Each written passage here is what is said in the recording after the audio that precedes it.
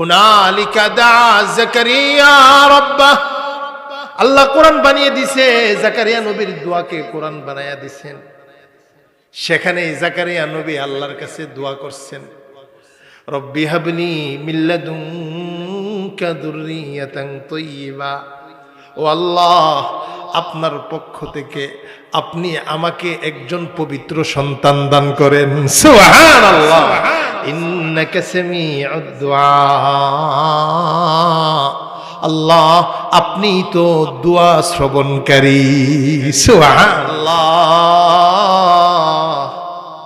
আমার বয়স 120, স্ত্রীর বয়স 99। সুবহানাল্লাহ বলেন না? সুবহানাল্লাহ। আল্লাহ, আমি তোমার কুদরত দেখছি, তুমি মৌসুম সারা ফল দিতে পারো। আমার বিশ্বাস তুমি চাইলে এখন আমাকে সন্তান দিতে পারো। সুবহানাল্লাহ।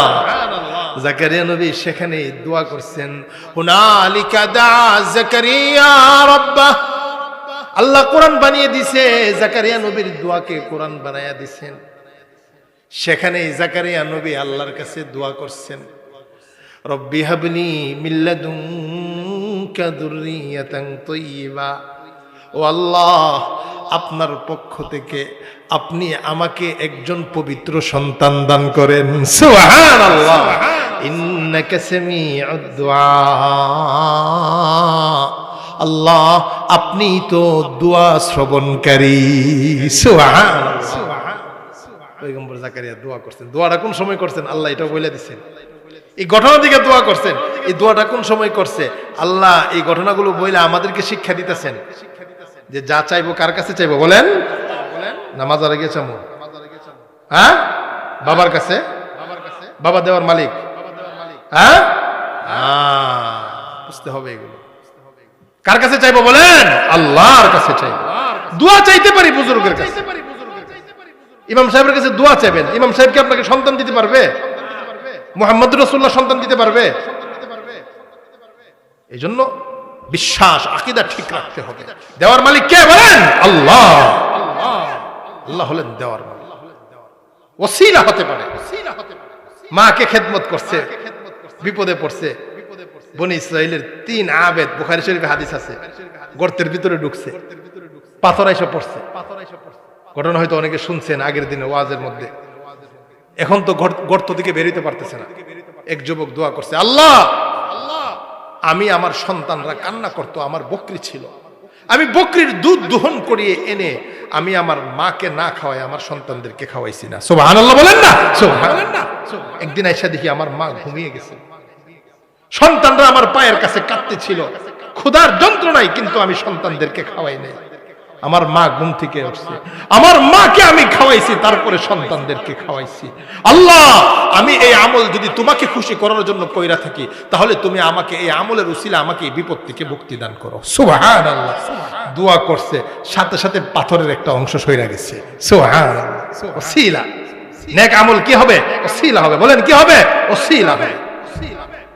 যা বলতেছিলাম, জাকারিয়া নবী দোয়া করছেন। দোয়াটা কোন সময় করছেন আল্লাহ এটা বলে দিছে। সূরাতুল মারইয়াম কোরআনে কারীমের একটা সূরা আছে। এই সূরার প্রথমে আল্লাহ জাকারিয়া নবীর আলোচনা করছেন। আল্লাহ ইরশাদ করেন, যিকরু রাহমাতি রাব্বিকা আবদাহু জাকারিয়া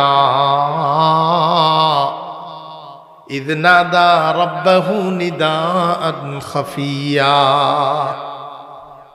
হযরত জাকারিয়া আলাইহিস সালাতু ওয়াস সালাম, আল্লাহ বলেন আমার বান্দা জাকারিয়ার প্রতি আমি যে দয়া করছি, মায়া করছি, তার আলোচনা আমি কোরআনে কারীমে তোমাদেরকে শোনাইতেছি। সুবহানাল্লাহ বলেন না? সুবহানাল্লাহ।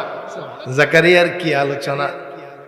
মরিয়মের কাছে যখন তিনি দেখলেন আনমৌসুমি ফল, মৌসুম ছাড়া ফল দেখছেন, তিনি যে দোয়া করছেন, আল্লাহ বলেন এই দোয়াটা জাকারিয়া সকলের সামনে করেন নাই, নীরবে নিস্তব্ধে রাতের শেষ অংশে তাহাজ্জুদের সময়। সুবহানাল্লাহ বলেন না?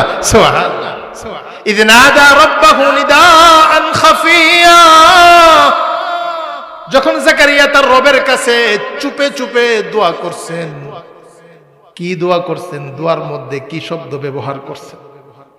দোয়ার মধ্যে আল্লাহর কাছে নিজেকে একবারে নমনীয় করে দিতে হবে। আল্লাহ, আমার কোনো শক্তি নাই, আমার কোনো ক্ষমতা নাই। পয়গম্বর জাকারিয়া এমন ভাবে দোয়া করছেন, রব্বি ইন্নী ওয়াহানাল আযমু মিন্নী ওয়াশতাআলার রাসু শাইবা। আল্লাহ, আমার হাড্ডিগুলো দুর্বল হয়ে গেছে। সুবহানাল্লাহ বলেন না, সুবহান। দোয়া কেমনে করতে হবে আল্লাহ শিখাই দিয়েছেন। আল্লাহ, আমার হাড্ডিগুলো দুর্বল হয়ে গেছে, আমার মাথার চুলগুলো সাদা হয়ে গেছে।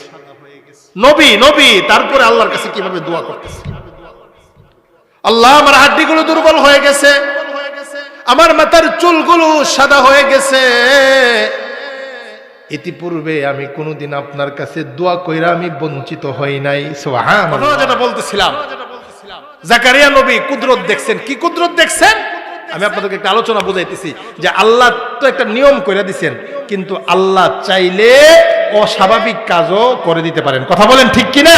হ্যাঁ, বুড়া বয়সে 100 আর 120 আর 99 বাচ্চা কিভাবে? উনি দেখেন যে আল্লাহ যেহেতু মৌসুম ছাড়া ফল দিচ্ছেন মরিয়মকে, উনি এই আল্লাহর কুদরত দেখে উনি দোয়া কইরা বসছেন। সুবহানাল্লাহ বলেন না, সুবহানাল্লাহ। এখন দোয়া করতে পরে ফেরেশতা এসে সুসংবাদ দিছে, আল্লাহ আপনাকে সন্তান দিবে। সুবহানাল্লাহ বলেন না, সুবহানাল্লাহ। ইয়া জাকারিয়া ইন্না নুবাশশিরুকা বিগুলাম ইসমুহু ইয়াহইয়া। আল্লাহ বলেন, জাকারিয়া আমি তোমাকে একজন সন্তানের সুসংবাদ দিতেছি। শুধু সন্তানের সুসংবাদ দিতেছি না, আমি তোমার সন্তানের নাম রেখে দিয়েছি, তার নাম হবে ইয়াহইয়া। সুবহানাল্লাহ।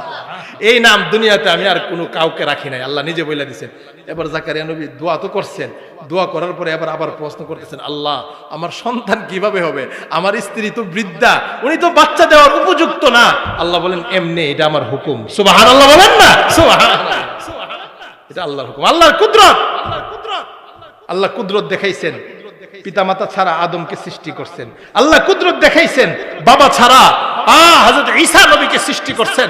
আল্লাহ কুদরত দেখাইছেন, মা ছাড়া হযরত হাওয়াকে হযরত আদমের পৃষ্ঠ থেকে সৃষ্টি করছেন। আল্লাহ এটাই কোরআনে কারিমে বলতেছেন, ইয়া আইয়ুহান নাসু ইন্না খালাকনাকুম মিন যাকারি ওয়া উনসা। হে দুনিয়ার লোক সকল, আমি তোমাদের সকলকে একজন পুরুষ একজন নারী থেকে সৃষ্টি করছি। সুতরাং তোমাদের মা বাবা, সকলের মা বাবা এক পুরুষ এক নারী, তোমাদের মধ্যে অহংকার করার কোনো সুযোগ নাই। কথা বলেন ঠিক কিনা?